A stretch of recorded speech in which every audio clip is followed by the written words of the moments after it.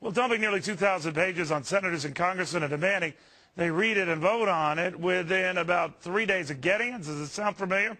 It does to Republican Oklahoma Senator Tom Coburn.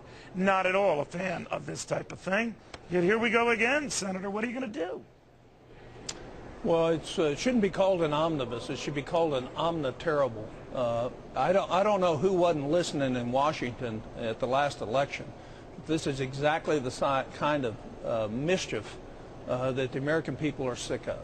Well, did anyone know this was coming, Senator? We're going through some of the earmarks, extenders, special breaks, whatever folks call them, that are tucked inside this 2,000-page monster. But then they're front-loading this. That is, the Democrats, who right now are in the majority in this lame duck session, they can say vote on this first before anything else, can't they? Yeah, they can, and if they get the votes to proceed, they'll get it with some Republican votes probably. But the point is it denies the very real problems that are in front of our nation.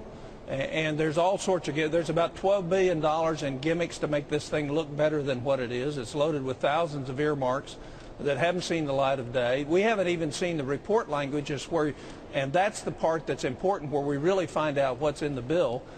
They won't even answer us and tell us when we'll get to see the report language. All right, so when you get exactly onto this the type spending of bill, stuff that America's sick of. Gotcha, sir. But just to be clear to a lot of people who are new to this type of process, this is even new to this process, because this kind of thing, as Brett pointed out, is rarely done in a lame duck session.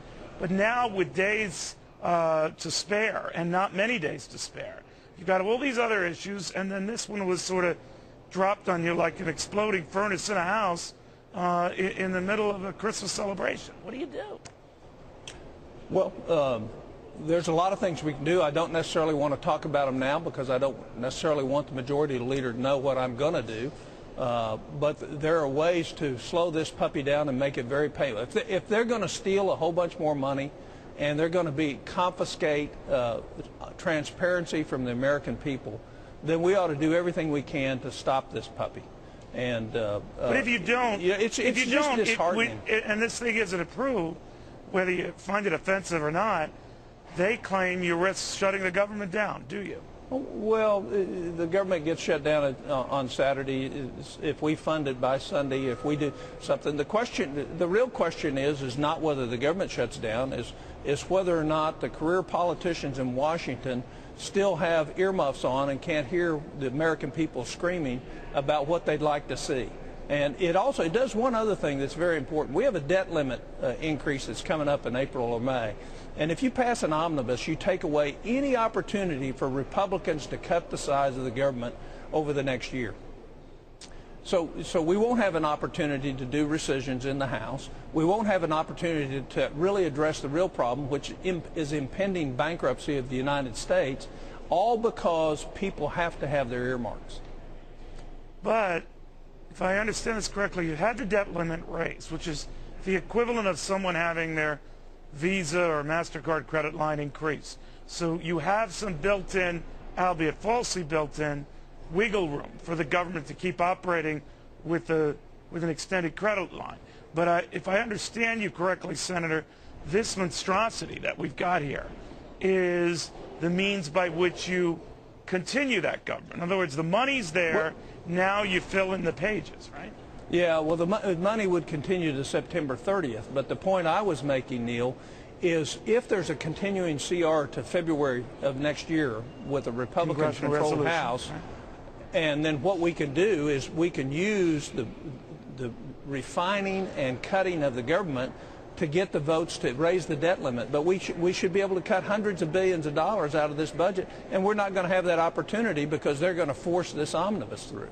Or what if they don't? What if they realize there are ways that they have put something on you where there's not enough time to read it, even if you're a speed reader, and comprehend it, even if you're an Einstein?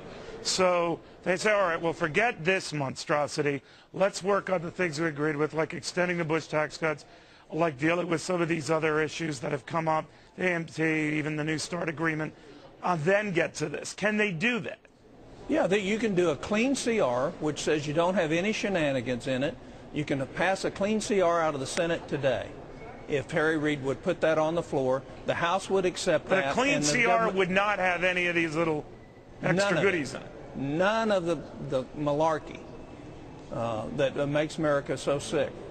All right. And then in February, we'd relook at it and then fund the government for the rest of it. Remember, a big shift happened in the House, mainly what Americans understood as jobs and spending.